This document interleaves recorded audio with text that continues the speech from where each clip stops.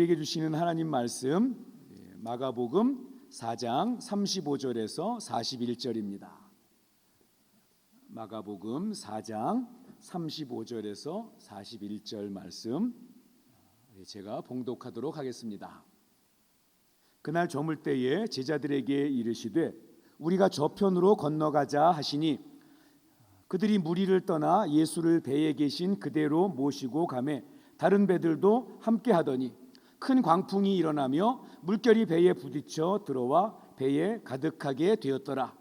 예수께서는 고물에서 베개를 베고 주무시더니 제자들이 깨우며 이르되 선생님이여 우리가 죽게 된 것을 돌보지 아니하시나이까 하니 예수께서 깨어 바람을 꾸짖으시며 바다더러 이르시되 잠잠하라 고요하라 하시니 바람이 그치고 아주 잔잔하여 지더라. 이에 제자들에게 이르시되 어찌하여 이렇게 무서워하느냐 너희가 어찌 믿음이 없느냐 하시니 그들이 심히 두려워하여 서로 말하되 그가 누구이기에 바람과 바다도 순종하는가 하였더라. 아멘. 이 시간에도 우리 주님의 은혜가 우리 예배하는 여러분들과 함께하기를 우리 주님의 이름으로 축복합니다. 자, 오늘 우리 교회 올해 우리 교회 표어가 뭐죠? 믿음으로 하나님을 기쁘시게 하는 교회입니다. 자, 그러면 믿음으로 하나님을 기쁘시게 하려면 믿음이 뭔지 알아야 되잖아요. 우리 믿음을 모르진 않지만 믿음이라는 게 구체적으로 어떤 게 하나님을 기쁘시게 하는 그러한 믿음인가? 그래서 믿음이란 무엇인가에 대해서 우리 오늘부터 한 8주 정도 같이 말씀을 나누려고 합니다. 제가 사랑의 교회 담임으로 부임하고 처음에는 설교를 잘하면 우리 성도들이 변할 거다 이렇게 생각을 했습니다. 그래서 열심히 설교를 준비해서 말씀을 전하다가 한 3년쯤 지나서 포기했어요. 일주일에 한 번 말씀 듣는 것 가지고 가끔 이제 은혜 받았습니다 이러시는 분도 있고 하는데요. 그런데 은혜 받아서 좀 바뀌는 것 같은데 시간이 지나면 다시 보니까 제자리에 와 있더라고요. 그래서 이게 설교 듣는 것만 가지고 물론 변화되고 마음에 감동을 받지만 이거 가지고 사람이 바뀌기는 안 바뀌는 건 아니에요. 바뀔 수 있습니다. 바뀌는데 쉽지는 않구나. 그래서 생각을 바꿨습니다. 어떻게 하냐면 목사가 전하는 설교를 들을 뿐 아니라 성도들 스스로 성경을 읽고 성경 속에서 하나님의 말씀, 하나님의 그 사랑과 하나님의 일하심, 하나님의 도우심을 발견하는 스스로도 말씀을 먹는 그러한 모습이 되어야 신앙이 성장하고 달라지겠구나 생각을 하고요. 그래서 날마다 우리가 성경을 읽고 그래서 우리가 성경 계속 우리 일독하고 성경 읽자 강조하잖아요. 성경을 읽고 스스로 말씀을 먹는 그런 성도들이 될 때 성숙해지겠구나라고 생각을 바꾸게 되었습니다. 그래서 오늘 이 믿음 시리즈를 설교하면서 어떻게 제가 성경을 읽으면서 성경을 해석하고 어떻게 성경에 접근해 가는지 그리고 어떻게 그걸 가지고 설교를 만드는지 한번 그 방식으로 여러분과 함께 말씀을 우리 함께 나누어 가려고 합니다. 제가 전에도 한번 이런 말씀 드린 것 같아요. 성경을 읽을 때 물론 이제 그냥 읽어도 은혜가 돼요. 그런데 성경을 이런 방식으로 읽으시면 더 도움이 됩니다라고 알려드리는 방식이 있습니다. 3가지가 있는데요. 오늘 이걸 한번 다시 언급해 드리고 말씀을 나누겠는데요. 첫 번째로 성경을 읽을 때 쉬운 것에서 어려운 것으로 가는 겁니다. 여러분 성경을 읽을 때 다 쉽진 않아요. 어렵진 않아요. 쉬운 메시지도 있고 어려운 내용도 있습니다. 여러분 성경을 읽으면서 쉽다고 해서 그것이 내용이 가벼운 것은 아닙니다. 쉽다고 해서 수준이 떨어지는 것이 아니에요. 우리가 쉬운 것부터 마음에 차곡차곡 담아가면 어려운 것을 볼 때 더 이상 어렵게 느껴지지 않습니다. 우리가 수학을 공부할 때 우리 처음엔 수학 배우지 않잖아요. 산수 배우는 거잖아요. 근데 내가 수학 이거 좀 잘해봐야지 하면서 수학에 제일 수준 있는 거 미분 적분부터 그렇게 공부 안 됩니다. 저처럼 여러분 다 수학 포기하신 것 같아요. 별로 수학 얘기 나오니까 별로 영. 예. 여러분 처음에 뭐부터 해요? 더하기, 빼기, 곱하기, 나누기. 그것도 처음에는 어때? 한 자릿수, 그 다음에 두 자리, 그 다음에 세 자리, 그 다음에 인수분해. 맞나요? 1차 방정식, 2차 방정식, 함수, 뭐 그러다가 이제 뭐 미분적분 이렇게 차근차근 나가는 거잖아요. 성경도 그렇습니다. 어려운 거, 어떤 분들은 정말 막 남들이랑 어려운 거 느끼면서 막 희열을 느끼는 분들도 있어요. 뭐 그런 분도 있지만 여러분 어려운 것부터 하지 말고요. 쉬운 것부터 먼저 붙잡는 겁니다. 한번 예를 들어 볼까요? 쉬운 거. 자, 여러분 시편 23편 우리 다 잘 알죠? 시편 23편 1절 같이 한번 암송해 볼까요? 자, 시작. 여호와는 나의 목자시니 내게 부족함이 없으리로다. 우리 성경도 이렇게 잘 암송하시고 너무 감사해요. 여러분 이 메시지 속에 쉬운 거 어떤 거 있습니다. 딱 우리가 발견하고 찾을 수 있는 쉬운 거 뭐가 있죠? 하나님은 누구시라고요? 목자시래요. 누구의? 하나님은 나의 목자시래요. 이건 어렵지 않죠? 딱 찾아낼 수 있잖아요. 그러니까 여기서 한 발 더 들어가면 뭐예요? 그러니까 내 삶이 어렵고 내 삶이 힘들고 내가 만난 문제가 복잡하고 내가 괴로운 일이 있어도 하나님의 말씀이 나에게 알려주시는구나. 내겐 누가 있다고요? 목자가 있다고요. 그 목자가 누구세요? 하나님이시라고. 그러니까 어려운 거 막 찾으려고 하기 전에 쉬운 것부터 이렇게 딱 찾아서 마음에 강하게 담아두는 거예요. 한번 따라해 보겠습니다. 하나님이 나의 목자시다. 나는 혼자가 아니다. 아멘입니까? 여러분 복잡하고 어려워서 은혜가 되는 것이 아니에요. 하나님의 말씀은 쉽지만 오히려 쉬울수록 우리에게 더 큰 은혜가 있습니다. 쉬운 걸 자꾸 담아두면 어려운 것들이 이해가 돼요. 두 번째는 단순한 거에서 복잡한 걸로 가는 겁니다. 여러분 자 손을 한번 드세요. 자, 손가락 들고 여러분이 생각하는 집 한번 그려보세요. 집은 이렇게 그리셨어요? 그게 무슨 집이에요? 여러분 그런 집에 사세요? 근데 여러분 그게 집이잖아요. 우리가 집하면 우리가 보통 단순하게 이렇게 그냥 집 모양 그리잖아요. 우리 집이 그렇게 생기지 않았는데도 여러분 이건 단순한 거예요. 우리가 막 그거 가지고 집이 뭐 그래. 집은 이렇게 하고 이렇게 되고 여러분 그거는 설계사가 그리는 집이고요. 그죠? 그건 설계도에 있는 그런 집이고 우리는 그냥 단순하게 집은 이런 거지. 사람 얼굴은 이렇게 있지. 그렇게 생긴 사람이 어디 있어요? 근데 우리 사람 얼굴 그리라면 그렇게 그리잖아요. 단순하게. 그러다가 그 단순한 거에서 점점점 발전해 가면 이제 그럴듯하게 정말 설계도도 그리게 되고 사람 얼굴도 정말 누가 봐도 멋있게 그릴 수 있게 되는 거죠. 그러니까 먼저 성경을 읽으실 때 처음부터 막 건축 설계사 같은 그런 집 그림 그리려고 하지 말고 뭐 유화 그림처럼 멋지게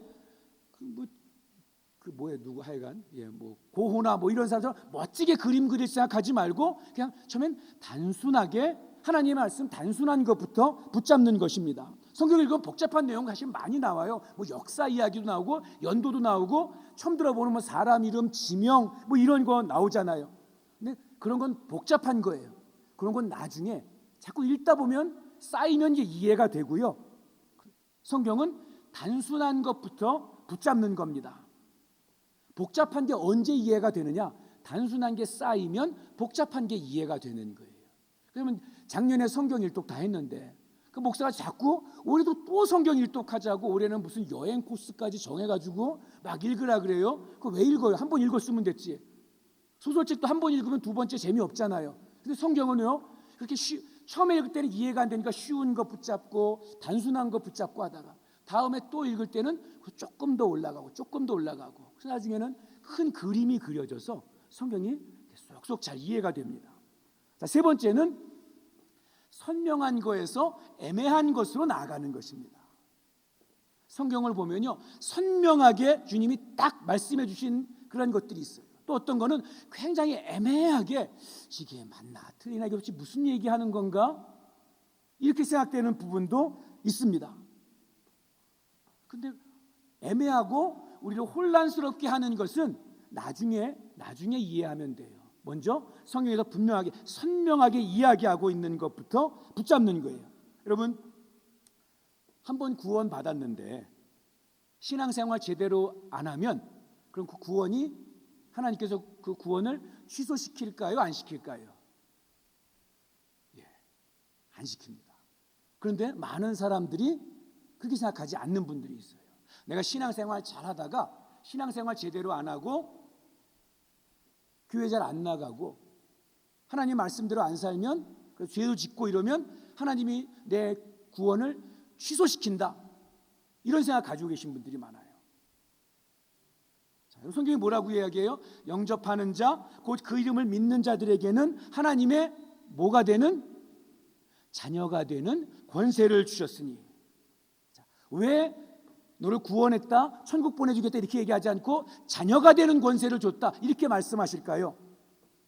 자녀는 포기해요, 안 해요? 포기 안 하죠.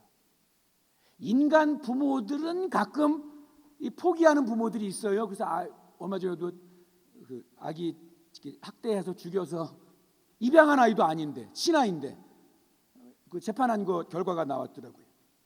인간 부모는 혹시 그럴 수 있어요. 근데 하나님은 뭐라고 말씀하시냐면 혹시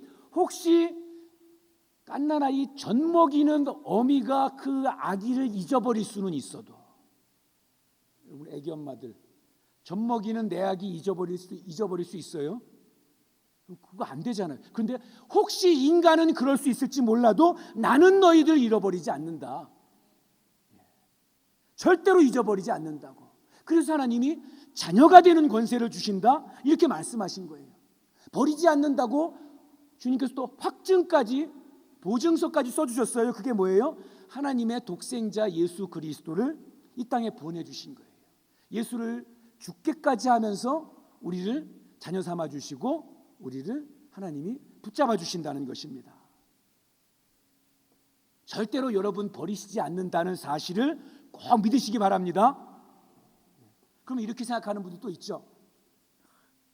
부정적인 거 생각하는 분들이 있어요. 목사님, 그러면 예전에 나와 같이 신앙생활 정말 열심히 하던 그 집사님인데 근데 지금은 교회 쳐다보지도 않아요. 그럼 그분은 어떻게 된 건가요?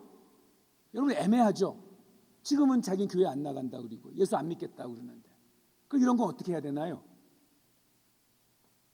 이것도 선명해요. 사실은 그분이 정말 예수를 구주로 영접하고 그때 신앙생활 했던 거면 그러면 분명히 돌아옵니다. 아멘 해주셔야 그 사람이 마음을 바꾸죠. 예. 돌아옵니다. 그런데 그분이 하나님이 마음이 아프시잖아요. 사실은 하나님이 구원하셨으니까 하나님이 아파하세요. 근데 그분이 만약에 그때 교회 나와서 열심히 봉사를 했는데 그게 그냥 교회 나와서 사람들 만나고 교회의 그 분위기가 좋고 그래서 교회에 나오는 거였으면 그러면 구원받은 게 아니기 때문에 다시 안 돌아올 수 있어요. 여러분 하나님이 놓치지 않으세요. 여러분이 뭐 그런 일이 있으면 안 되지만 가다가 아이가 이렇게 낭떠러지 떨어질 뻔했는데 부모가 딱 잡았어요. 잡았는데 좀 하다 보니까 올려야 되는데 심해서 못 올려요. 계속 잡고 있으면 팔이 아프잖아요. 그럼 팔 아프다고 놔요? 놓나요? 엄마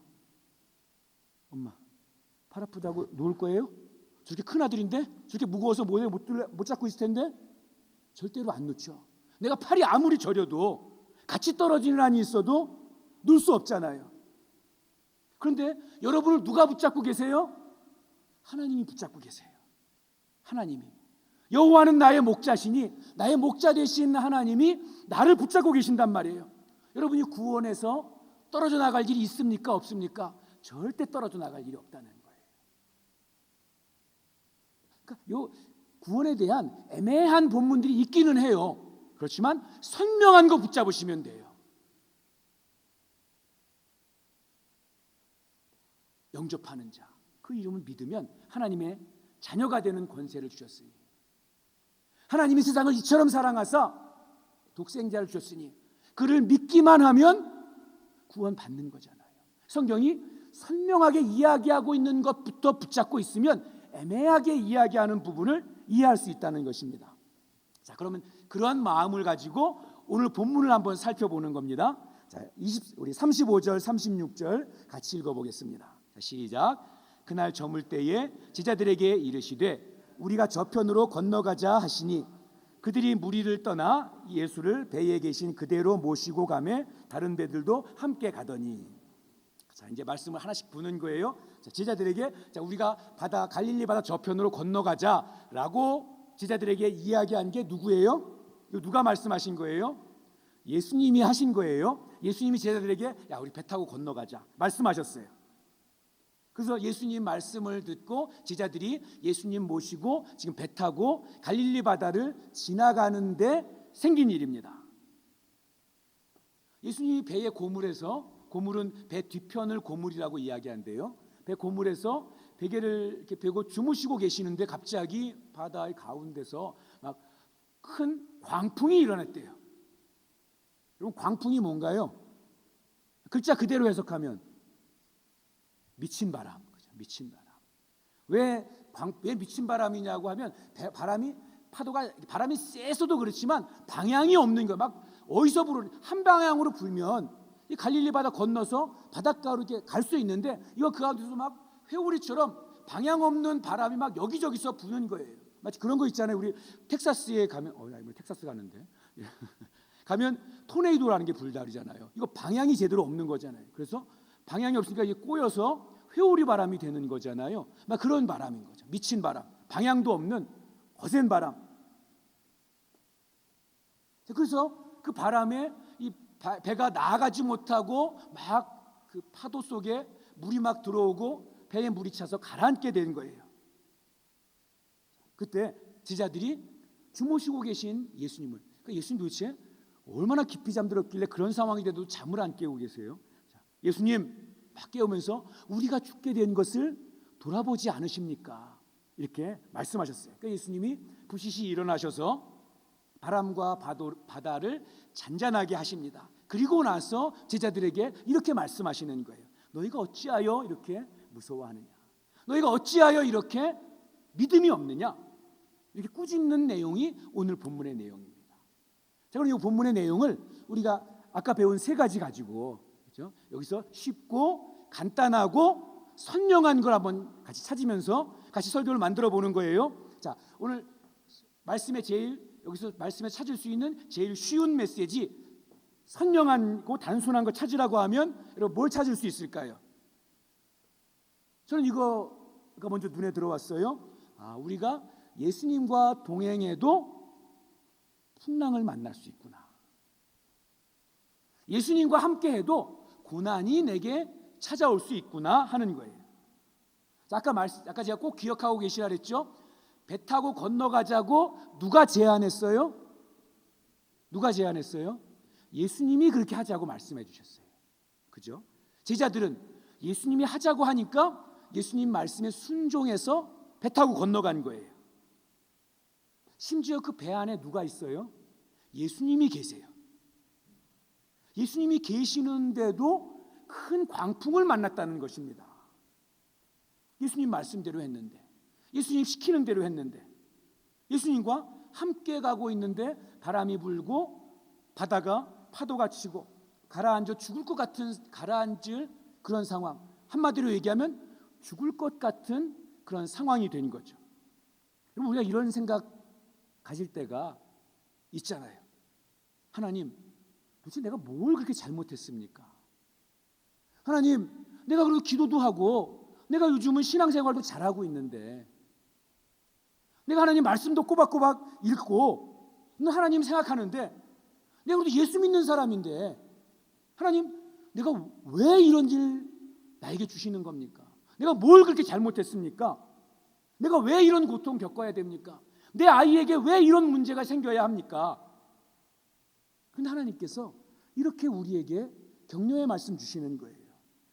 그건 너희들 잘못이 아니야. 그건 너희들이 못나서가 아니야. 그건 너희들이 잘못해서가 아니야 라고 하나님께서 말씀해 주실 수 있다는 거예요. 여러분, 이거 꼭 기억하시기 바랍니다. 주님 말씀대로 살았는데도 광풍을 만날 수 있어요. 주님 말씀대로 사는데 내 삶에 고난이 찾아올 수 있습니다. 그런데 그럴 때 하나님이 나 사랑하시지 않나 보다, 하나님이 나 버리셨나 보다, 이렇게 생각하지 말라는 것입니다. 어찌 보면 저와 여러분이 예수를 믿으면서 주님과 함께 가고 있는데도 당하는 고난은, 그 고난 자체가 저주도 아니고 축복도 아니고 그냥 우리의 삶의 일부일 수 있어요. 우리가 세상을 살아가기 때문에 만나는 어려움들, 그러한 고난일 수 있습니다.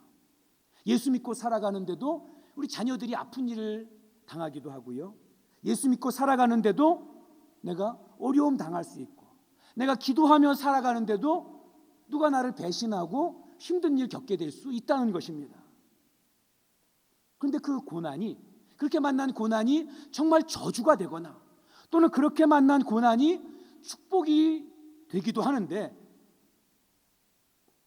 그것은 그 고난에 대한, 그 어려움에 대한 내 믿음의 태도, 내 믿음의 반응에 따라서 그 정말 저주스러운 일이 되기도 하고 오히려 하나님의 큰 은혜가 될 수 있다는 것입니다. 오늘 본문이 그걸 우리에게 이야기해 주고 싶은 거예요. 예수님과 함께 가는 길에도 고난이 있을 수 있으나 그 고난 때문에 너희 인생이 실패한 인생이라고 정의 내리지 말고 그 고난을 믿음으로 다루면, 바로 다루면 너희에게 축복이 될 수 있다라고 이야기해 주시는 것입니다.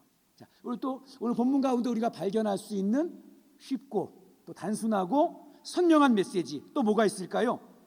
고난이 올 때는 누구를 찾아가야 한다? 예수님을 깨워야 한다. 예수님을 찾아야 한다. 바람이 불고 막 파도가 쳐요. 배가 가라앉을 것 같아요. 여기서 딱 끊고, 자, 그러면 여러분 뭐 하시겠어요? 여러분 실제로 여러분 그냥 배라고 생각하고, 제자들이 있는 배라고 생각하고 여러분 뭐 하시겠어요? 자, 1번 물을 퍼낸다. 2번 예수님께 기도한다. 교회니까 이렇게 이거 말고요, 솔직히 아주 인간적으로 우리의 생각. 자, 1, 물 퍼낸다. 2, 기도한다. 물 퍼내야죠. 바가지 없으면 손으로라도 막 퍼내야죠. 여러분, 이게 우리의 아주 인간적인, 아주 그냥 본성적인 그러한 모습입니다. 그러니까 오늘 이 말씀은 우리가 고난을 만나면 아무것도 하지 말고 기도만 해라, 여러분 그 얘기하려고 하는 게 아니에요. 물 퍼내야죠. 물 퍼내야죠. 그런데 여러분, 성경이 왜 그 물 퍼내라는 얘기가, 물 퍼내는 거는요, 그 상황 되면 자동적으로 하게 돼요. 그죠? 자동적으로 하게 돼요. 우리 본성, 우리가 어려움 만나면 우리가 기본적으로 자동적으로 하는 일들이 있잖아요. 그리고 그거 하는 거예요. 그거 하지 말라는 게 아니에요. 그런데 우리는 대부분 어떻게 해요? 그 자동적으로 하는 거, 머리에 딱 떠오르는 거, 그것만 붙잡고 있으려고 해요. 그것만 하려고 하는 거예요. 근데 하나님 말씀하시는 건 뭐예요? 그것만 가지고는 안 된다는 거예요. 너희들 절대로 그것만 가지고 안 된다. 뭘 해야 된다? 기도해야 된다는 거예요. 하나님 찾아야 된다는 거예요. 우리의 고난의 문제는 우리 팔의 힘으로 아무리 그 물을 퍼내도 그것만 가지고는 안 돼요. 우리 머리만 가지고 우리가 모여서 아무리 의논하고 머리를 써도 그것만 가지고 안 된다는 거예요. 고난이 올 때는 누구에게 기도해야 된다? 하나님께 기도해야 된다는 거예요. 하나님이 도와주셔야 된다는 거예요. 그러니까 여러분, 기도하게 되시기를 주님의 이름으로 축복합니다. 기도하셔야죠. 고난 가운데 어쩔 줄 몰라서 정말 열심히 그 물을 푸다가 팔이 저려서 팔이 떨어져 나갈 것 같이 물을 푸지만 해결이 안 돼요. 성경에 나오지 않았지만 제자들 뭐 찾아서 열심히 하지 않았습니까? 어부들이잖아요. 전문가들이잖아요. 그런데 죽게 됐다고 얘기할 정도로 나름대로 뭔가 좀 해봤을 거예요. 그런데 안 된다는 것입니다. 그 상황 앞에서 방법이 없어서 혹시 내가 지금 어떻게 할지 몰라서 마음 졸이고 있는 성도들이 있다면 뭐해요? 이제 마음의 입을 열고 육신의 입을 열어서 하나님 아버지 부르는 거죠. 하나님 도와주세요. 하나님 이거 내 힘으로 안 돼요. 하나님 이 문제 해결해 주세요. 하나님 내 손 잡아주세요. 하나님 우리 자녀의 손 좀 잡아주세요. 우리 가정 불쌍히 여겨주세요. 여러분, 우리 교회 식구들 문제가 있고 고난이 올 때 예수님께 기도하고 예수님 깨우는 그러한 저와 여러분 되기를 축복합니다. 세 번째로 또 우리 선명한 메시지 또 한번 찾으라면 뭘 찾을 수 있을까요? 우리 마지막 41절 한번 같이 읽어보겠습니다. 자, 시작. 그들이 심히 두려워하여 서로 말하되 그가 누구이기에 바람과 바다도 뭐 하는가? 순종하는가. 세 번째, 쉽고 간단하고 선명한 메시지 이거예요. 예수님은 무엇도 다스린다? 바람과 바다까지도 다스릴 수 있다. 능력의 주님이라는 거죠. 그 우리 삶에 적용하면 뭐예요? 그러니까 내 인생에 부는 바람, 나를 무너뜨리고 침몰시킬 것 같은 그러한 파도, 그것 때문에 내 인생의 배에 물이 가득 차서 내가 죽을 것 같이 되어진 그런 상황에서도, 우리 가운데 식구들 가운데도 그런 분들이 있을 수 있어요. 이 문제 때문에, 이 바람 때문에, 이 파도 때문에 내가 죽을 것 같아. 그럴 때 예수님이 내 삶의 문제도, 내 인생의 문제도 다루실 수 있다는 거예요. 바람과 파도를 다스리시는 예수님이 내 인생의 문제도 못 다룰 문제가 없다는 것입니다. 이런 말씀들을, 이런 쉽고 분명한 이 말씀들을 먼저 마음에 담아두면, 그러면 오늘도 우리의 삶 가운데 새로운 일들이, 새로운 국면들이 일어날 수 있다는 것입니다. 자, 그럼 이제 우리 쉬운 거 했으니까 이제 좀 더 우리 그러면 어렵고 좀 복잡하고 좀 애매한 말씀도 이제 우리가 한번 이해해 보는 거죠. 그걸 또 한번 본문에서 찾아보는 것입니다. 우리 39절, 41절 한번 같이 다시 한번 읽어보겠습니다. 39절, 40절. 자, 시작. 예수께서 깨어 바람을 꾸짖으시며 바다더러 이르시되 잠잠하라 고요하라 하시니 바람이 그치고 아주 잔잔하여 지더라. 이에 제자들에게 이르시되 어찌하여 이렇게 무서워하느냐? 너희가 어찌 믿음이 없느냐 하시니. 아멘. 자, 우리 좀 이제 어려운 내용으로 좀 한번 같이 한 발 더 들어가 보는 거예요. 자, 예수님이 본문에서 꾸짖으시는 대상이 두 가지가 있어요. 39절에서는 뭘 꾸짖으시죠? 뭘 꾸짖으세요? 바람. 제가 두 가지라 그러니까 바람하고 바다요, 두 가지 함께 묶어서 이게 한 가지예요. 자, 바람과 바다를 꾸짖으세요. 그리고 한 번 더 꾸짖으시는데 40절에서는 누구를 꾸짖으세요? 제자들을. 너희가 어찌 믿음이 없느냐? 이렇게 꾸짖으시잖아요. 여러분, 예수 믿는 우리가 예수님께 들을 가장 좀 창피하고 민망한 책망이 뭘까? 예를 들어서 저를 책망하시는데 너 이렇게 행동이 느리니? 이 목사야, 너 이렇게 성격이 까칠하냐? 성격이 급하냐? 너 이렇게 말랐니? 너 이렇게 뚱뚱하니? 좀 기분 나쁘지만 그냥 이해하고 넘어갈 수 있어요. 뭐 그 정도쯤 넘어가 줄 수 있어요. 그런데 하나님께서 만약에 이렇게 저에게 말씀하시는 거예요. 야, 너는 목사가 돼가지고 왜 그렇게 믿음이 없냐? 그러면 제가 얼마나 창피하겠어요. 너는 장로가 돼서 왜 이렇게 믿음이 없니? 너는 권사라고 하면서 왜 그렇게 믿음이 없니? 그럼 우리는 완전 창피한 거죠. 제가 오늘 이 본문 속에서 정말 가장 중요한 메시지는 이거라고 생각을 해요. 왜냐하면 보세요. 자, 우리가 알고 있는 예수님이 사랑의 예수님이잖아요. 예수님이 배에서 주무시고 계셨어요. 제자들이 광풍을 만나 죽을 것 같으니까 이제 그때서 이제 비로소 예수님 이제 편하게 쉬게 하려고 하다가 예수님이 이제 어쩔 수 없이 예수님을 깨웁니다. 그 예수님이 부시시 일어나셔서 바람과 바다를 잔잔하게 하시고, 그 다음에 원래 우리가 기대하는 예수님의 모습은 뭐예요?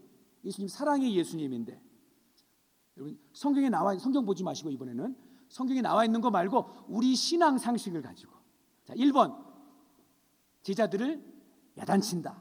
2번 제자들, 힘든 제자들을 위로해 준다. 자, 여러분 우리가 기대하는 예수님은 어떤 모습이에요? 1번, 2번. 2번이죠. 사랑의 예수님이잖아요. 우리가 아는 예수님이라면 야, 이 죽을 것 같은 상황에서 많이 놀랬지. 이건 지금 나 자기하고 이거 극복하려고 너도 땀 정말 많이 흘렸구나. 야, 이제 걱정하지 마. 내가 다 해결해주고 내가 편안한 한국까지 내가 갈 수 있도록 내가 다 저 바람을 조정을 할게. 우리는 그걸 기대했는데 예수님은 어떻게 해요? 제자들을 꾸짖으세요. 야단치세요.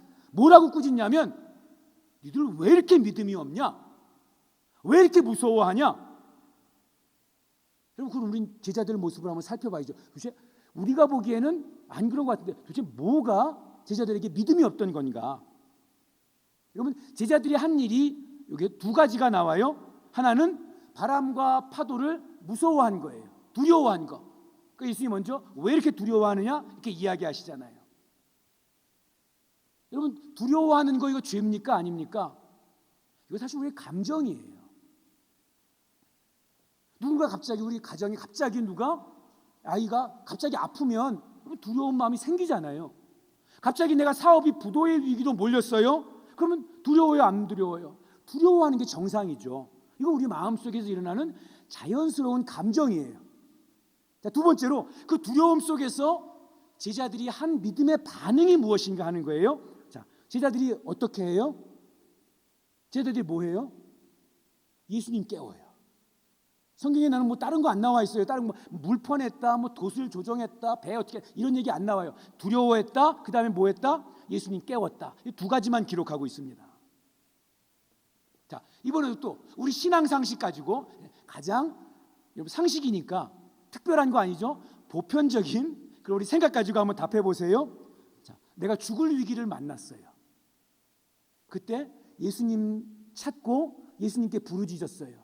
이건 믿음 있는 거예요? 믿음 없는 거예요? 오늘 본문에 있는 답 얘기하려고 애쓰지 마시고요. 뭐 가지고? 신앙 상식 가지고. 우리가 알고 있는 신앙 상식적으로. 자, 내가 죽을 위기를 만났는데 예수님 찾고 예수님께 부르짖었어요. 믿음이 있는 거예요? 없는 거예요? 있는 거잖아요. 믿음 있는 거잖아요. 그런데 예수님은 그거 믿음, 지금 제자들의 모습을 보고 그거 믿음 없다 이렇게 말씀하고 계시는 거예요. 그러면 누가 맞아요? 그러면 내 신앙 상식하고 예수님 말씀하신 거 부딪혔어요. 그럼 우리는 누구 따라가야 돼요? 당연히 예수님 따라가야죠. 내 상식이 아니라. 예수님이 이렇게 말씀하시는 거예요. 너희가 보기에는 제자들 이 모습이 믿음이 있는 것처럼 보이지만 내가 생각하는 믿음은 그런 거 아니다. 그럼 오늘 설교 제목이 뭐예요? 설교 제목 관점의 변화. 믿음은 관점의 문제예요. 우리 관점에는 제자들의 이 모습이 믿음이 있는 것처럼 보이는데 예수님이 보시기에는 그거 믿음이 없는 거라고 말씀하십니다. 도대체 예수님은 무엇을 믿음이라고 인정하시는가? 여러분, 그렇게 바람이 불고 막 파도가 쳐요. 그래서 배가 곧 가라앉을 것 같았어요. 가라앉은 거 아니에요? 제자들이 생각하기에 이렇게 되면 배가 가라앉을 텐데 라고 생각이 된 거예요. 그때 그 배 안에 계시던 예수님은 뭐 하고 계셨어요? 예수님 뭐 하고 계셨어요? 주무시고 계셨어요. 예수님은 주무시면 누가 업어가도 모르는 사람이라서 그렇게 다 배가 막 난리가 났을 거 아니에요. 그 바람이 치니까. 근데도 그렇게 해서 주무시고 계셨을까? 여러분, 예수님 시각에서 믿음이 뭐냐면 너희가 진짜 나를 믿느냐? 그러면 함께하고 있는 내가 이렇게 평안하게 있는데 그러면 너희도 어떻게 있어요? 평안하게 있는 게 믿음이라는 거예요. 예수님은 걱정 없이 계시는데 나 혼자 아이고 이거 죽겠네, 큰일 났네, 나 이제 끝장날 거야 이러고 있지 말라는 거예요. 내가 이 문제 때문에 내가 망하고 이 문제 때문에 우리 자녀가 망하고 이 문제 때문에 내 생업이 망할 것 같은 생각이 지금 들어서 내가 지금 죽을 것 같아서 예수님께 매달리고 부르짖지만 광풍이 불어서 배에 물이 차더라도 내가 너와 함께 있으면 너희는 망하지 않아. 이럴 때 아멘 해주셔야죠. 아멘 해야 되는 거예요. 다시 합니다. 너희는 망하지 않아. 예. 믿음대로 되시기를 축복합니다. 그러므로 믿음은요 관점이 바뀌어지는 거예요. 지금까지는 내 시각으로, 내 관점으로 상황을 봤어요. 그걸 근거로 내가 신앙생활을 했던 거예요. 그런데 예수님 뭐라고 말씀하세요? 너희들이 가지고 있던 그 세상적인 관점, 너희들이 옛날에 어부할 때 가졌던 그 관점 말고 누구의 말씀? 예수님의 관점을 가지고, 예수님의 말씀을 가지고, 예수님의 모습을 가지고 바라볼 수 있어야 된다는 거예요. 함께 하시는 예수님은 걱정 안 하시는 문제인데, 걱정 없음인데, 나는 그걸 가지고 자꾸 걱정하고 근심하고 있어요. 반대로 예수님은 그걸 보시면서 안타까워하시고 눈물을 흘리시는데 나는 그거 보면서도 아무 감정이 없는 거예요. 이건 뭐라고요? 이건 믿음 없음. 예수님이 기뻐하시는 걸 나도 기뻐해요. 예수님이 보시면서 안타까워하고 눈물 흘리는 문제에 나도 관심을 가지고 나도 눈물 흘리면서 하나님께 기도해요. 그러면 이건 믿음 있음. 여러분, 예수님을 바라보시면서, 예수님께서 여러분을 바라보시면서 너는 이 문제 때문에 너는 좀 부끄러워해야 돼. 너는 이 문제 가지고 나에게 기도를 좀 해야 돼. 너는 이 삶의 모습에서 좀 돌이켜야 돼. 너는 지금까지 이거 안 하고 있었는데 너는 이제 이거를 좀 하는 모습으로 바뀌어져야 돼. 라고 주님께서 말씀하시는데 나는 거기에 대해서 아무 반응도 하지 않고 아무 변화가 없다면 믿음 없음인 거죠. 이런 부흥회 때 들은 말씀 기억하시죠? 자, 마르다, 마리아 얘기 하셨잖아요, 강사님이. 자, 그럼 마르다는 어떤 사람이에요?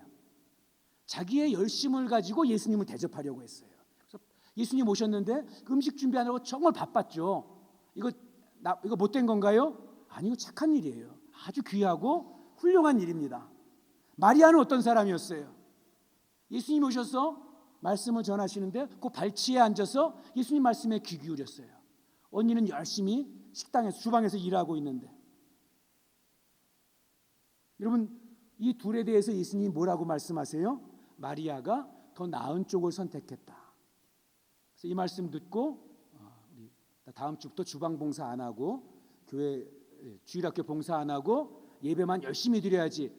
그거 아니라 그랬죠. 이건 봉사가 중요하다, 말씀이 중요하다, 그거 말하려는 게 아니에요. 관점의 차원이에요. 자, 예수님이 그 집에 오셨어요. 그 시간에 그 집에 오셔서 그 시간에 지금 예수님이 뭐 하고 싶어 하시는 걸까요? 배고파서 식당 가는 것처럼 밥 먹으러 오셨나요? 아니에요. 예수님은 말씀을 전해주고 싶으셨어요. 말씀을 가르쳐주고 싶은 것이 있었어요.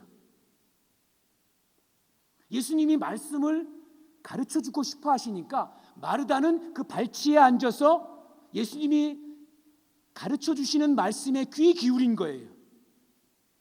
예수님은 말씀을 전해주고 싶어 하시는데 마르다는 나는 예수님에게 식사 대접을 하고 싶은 거예요. 내가 예수님께 식사 대접하고 싶은 나의 관점 때문에 예수님이 하시려는 일을, 사실은 마르다가 하는 일 자체가 못된 일이 아닌데 결과적으로 어떻게 됐어요? 예수님이 하시려는 일을 방해한 게 되어버린 거예요. 여러분, 질문 하나 할게요. 자, 우리가 이거 잘못 보면 마르다는 일하는 거 좋아하고 마리아는 앉아서 말씀 듣는 것만 좋아하는구나. 얘는 좀 게으르고 일하는 걸 싫어하나 보네. 여러분, 자, 말씀만 듣고 있는 마리아에게 예수님께서 갑자기 말씀을 전하다 뚝 멈추고 이렇게 말씀하시는 거예요. 야, 마리아야, 내가 이렇게 말을 좀 많이 하다 보니까 내가 목이 마르네. 야, 근데 나 그냥 보통 냉수 말고 나 콜라 좀 사다 줄래? 저 들어오다 보니까 마을 입구에 편의점에서 그 콜라 파는 것 같은데 콜라 좀 사다 줄래? 마르다의 입장에서 보면 저 마리아 못돼 가지고 일하는 거 싫어하고, 자, 마르다 생각에는, 자, 여러분 생각에는, 자, 마리아가 콜라 사러 갔을까요? 안 갔을까요? 갔을까요? 안 갔을까요? 갔죠. 왜요? 마리아는 일하기 싫어하는 게 아니라 뭘 하고 싶어 하는 거예요? 예수님이 기뻐하시는 걸 하고 싶어 하는 거예요.